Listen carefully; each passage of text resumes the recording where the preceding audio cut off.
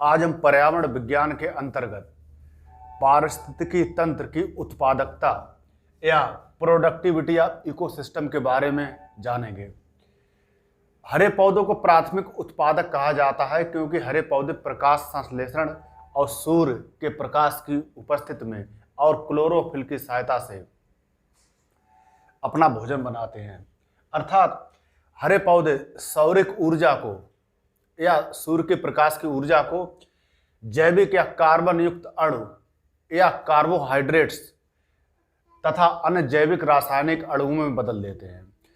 प्राथमिक उत्पादक दो प्रकार के होते हैं। प्रकाश पोषित प्राथमिक उत्पादक जिनमें हरे पौधे शामिल होते हैं, साथ ही साथ रसायन पोषित प्राथमिक उत्पादक जिनमें रसायन पोषित बैक्टीरिया शामिल होते हैं।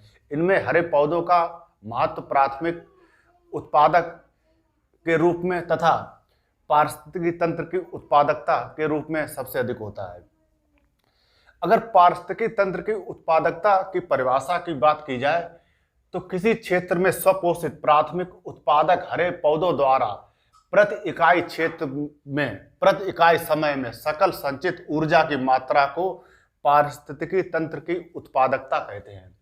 अर्थात पारिस्थितिकी तंत्र की उत्पादकता का तात्पर्य होता है किसी भी पारिस्थितिकी तंत्र या इकोसिस्टम में सौरिक ऊर्जा या प्रकाश ऊर्जा के प्रयोग द्वारा प्रकाश संश्लेषण की विधि से स्वपोषित प्राथमिक उत्पादक या हरे पौधे जो प्रति इकाई क्षेत्र, ये प्रति इकाई क्षेत्र प्राय प्रति वर्ग मीटर में लिया जाता है और प्रति समय इकाई में प्रतिदिन या प्रतिवर्ष में जैविक पदार्थों या ऊर्जा की वृद्धि दर से होता है। अर्थात जो प्राथमिक उत्पादक या हरे पौधे होते हैं प्रति वर्ग मीटर क्षेत्र में प्रतिवर्ष कितने जैविक पदार्थों का उत्पादन करते हैं या उनकी जो उत्पादकता होती है वह बायोमास या जैविक पदार्थों की जो वृद्धि दर होती है वो उनकी वृद्धि दर को बढ़ाने में कहाँ तक सहायक होती है। किसी भी पारिस्थितिकी तंत्र या इकोसिस्टम की उत्पादकता दो कारकों पर निर्भर करती है। जो स्वपोषित हरे पौधे हैं उनके द्वारा जो ग्रहण की गई सौरिक ऊर्जा या उनको प्राप्त आसानी से सूर्य के प्रकाश की ऊर्जा की मात्रा कितनी है। साथ ही साथ जो हरे पौधे हैं वो सौरिक ऊर्जा या सूर्य की प्रकाश ऊर्जा को रासायनिक ऊर्जा में अर्थात आहार ऊर्जा या जैव पदार्थों में उनके रूपांतरित करने की क्षमता या दक्षता उन हरे पौधों की कितनी है। इन दो कारकों पर पारिस्थितिकी तंत्र की उत्पादकता निर्भर करती है। अगर प्राथमिक उत्पादकता का मापन किया जाए तो इसमें दो बातें निकल के आती है।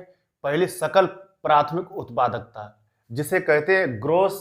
प्राथमिक उत्पादकता के मापन की बात की जाए तो इसके अंतर्गत सकल प्राथमिक उत्पादकता अर्थात ग्रोस प्राइमरी प्रोडक्शन और नेट प्राथमिक उत्पादकता अर्थात नेट प्राइमरी प्रोडक्शन को सम्मिलित किया जाता है। नेट प्राइमरी प्रोडक्शन को ज्ञात करने के लिए जो ग्रोस प्राइमरी प्रोडक्शन अर्थात सकल प्राइमरी प्रोडक्शन होता है उसमें से श्वसन द्वारा जो हरे पौधे अर्थात प्राथमिक उत्पादक होते हैं उनके द्वारा जो नष्ट की गई ऊर्जा को घटा देते हैं। जो नष्ट की गई ऊर्जा होती है वो श्वसन द्वारा हरे पौधे वो नष्ट करते हैं, अपनी जैविक प्रक्रियाओं के अंतर्गत वह ऊर्जा नष्ट करते हैं।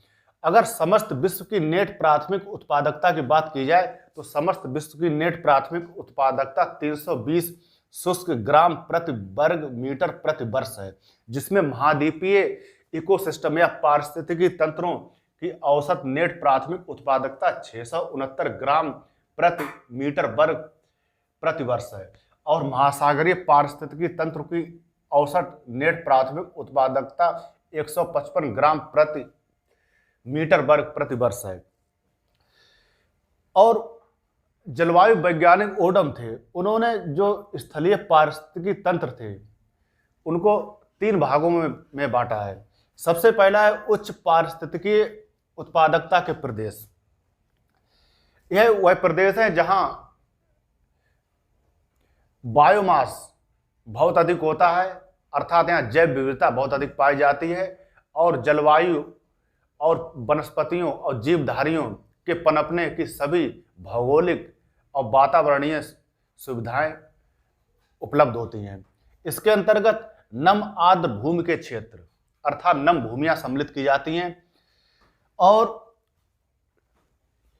आर्द्र प्रदेश सम्मिलित किए जाते हैं, आर्द्र वन प्रदेश। इसके अंतर्गत उष्णकटिबंधीय सदाबहार वन जो मध्य अक्षांशों में पाए जाते हैं, 10 अक्षांश उत्तरी, 10 अक्षांश दक्षिणी अक्षांशों के बीच। और इसके अंतर्गत जलोढ़ मैदान, जैसे भारत का उत्तरी मैदान जो जलोढ़ मिट्टी से बना है और यहाँ गहरी कृषि की जाती है, अर्थात गहन कृषि वाले क्षेत्र जहाँ साल में 3 या 4 या 5 फसलें उगाई जाती है या जहाँ फसलों की विविधता बहुत अधिक होती है।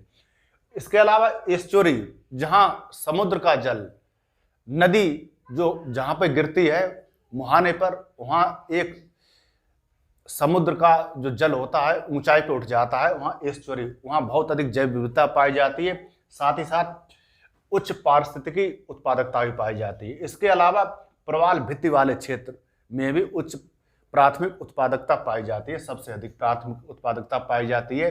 और प्रवाल भित्ति वाले क्षेत्रों को समुद्र के उष्ण आर्द्र वर्षा वन की संज्ञा भी दी जाती है।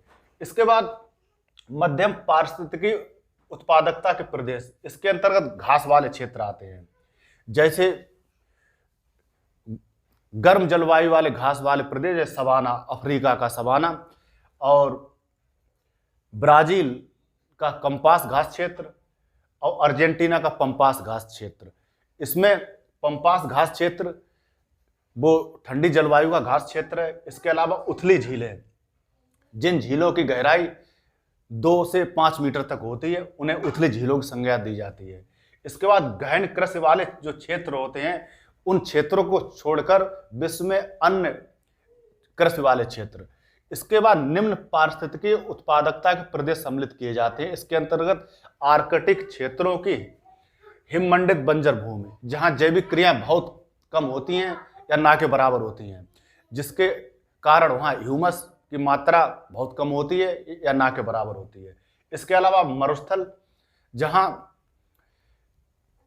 जल की मात्रा बहुत कम होती है और तापमान बहुत अधिक होता है, वहां जल के अभाव में जैविक क्रियाएं कम संपन्न हो पाती है। इसके अलावा गहरे समुद्री भाग, जहां सूर्य का प्रकाश ना के बराबर पहुंच पाता है।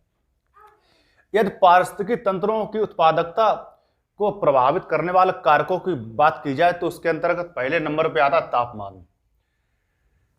तापमान, अगर उचित तापमान होगा तो वनस्पतियों के विकास के लिए वो सहायक होगा, लेकिन जैसे अगर तापमान बहुत कम है, जैसे उत्तरी ध्रुवों और दक्षिणी ध्रुवों पर, तो वहाँ वनस्पतियां और अन्य जैविक क्रियाएं संपन्न नहीं होंगी, बैक्टीरिया जनित क्रियाएं संपन्न नहीं होंगी, जिसके कारण वहाँ पर जो उत्पादकता है, पारिस्थितिकी तंत्र की उत्पादकता, वह बहुत ही कम होगी।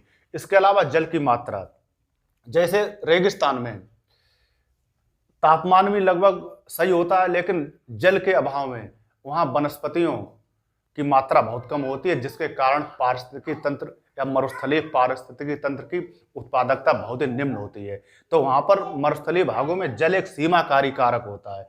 इसके अलावा रासायनिक पोषक तत्वों की आपूर्ति, रासायनिक पोषक तत्वों की आपूर्ति के संदर्भ में अगर उष्णकटिबंधीय सदाबहार वनों के लिए लिया जाए तो वहाँ नियमित रूप से रोज वर्षा होती है और आर्द्रता बहुत अधिक होती है, साथ साथ तापमान बहुत अधिक होता है, जिसके कारण वर्षा और अधिक तापमान के कारण वहाँ की जो मिट्टी होती है वो लैटराइट मिट्टी में रूपांतरित हो जाती है। इसका कारण ये होता है कि जो बैक्टीरिया होते हैं वो नमी और आर्द्रता और वर्षा के कारण उनकी क्रियाएं बहुत तेजी से संपन्न होती है, जिसके कारण मिट्टी के जो पोषक तत्व होते हैं उनको वो बैक्टीरिया उपजाऊ बहुत कम होती है।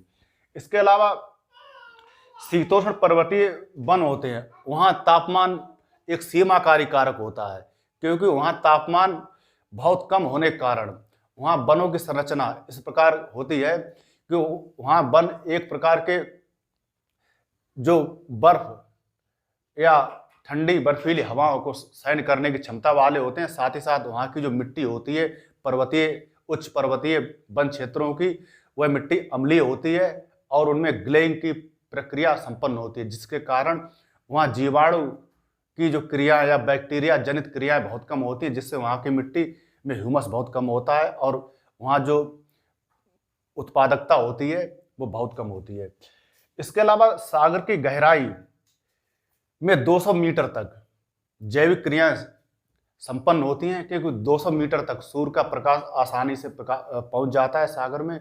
और सागर का जो किनारे का भाग होता है कॉन्टिनेंटल शेल्फ या महाद्वीपीय चबूतरा, वहां पर प्रकाश के पहुंचने के कारण जैविक क्रियाएं अच्छे प्रकार से संपन्न होती है, जिसके कारण वहां पारिस्थितिकी तंत्र की उत्पादकता अधिक होती है।